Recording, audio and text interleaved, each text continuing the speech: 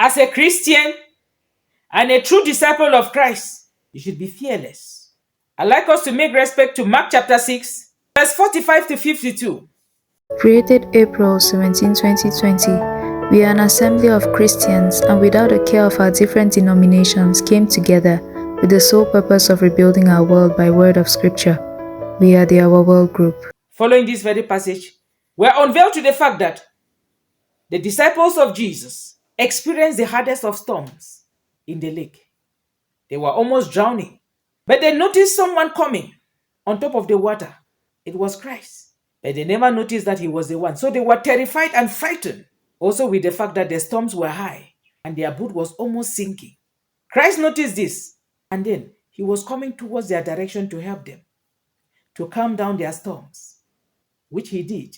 But the point here is that when Christ noticed that they were frightened, they were terrified, he made it very clear in Mark chapter 6, verse 50. Take courage. It is I. Don't be afraid. When they heard these words, they were calmed down, and the storms too were calmed down. I bring this very passage to make you understand that Christ is right there in your storms, no matter the challenges that you are passing through. In whatever challenges, in whatever storms, always identify the hand of God at work.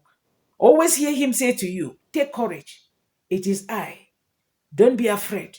These very words should strengthen you and not break you down.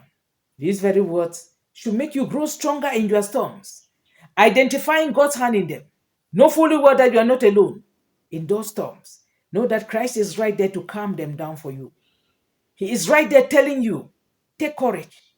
It is I. Don't be afraid.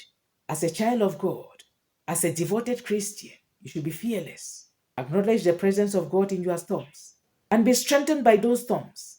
Be strengthened by those challenges. Never let those storms indicate the absence of God for you, because God is right there telling you, take courage. It is I. Don't be afraid.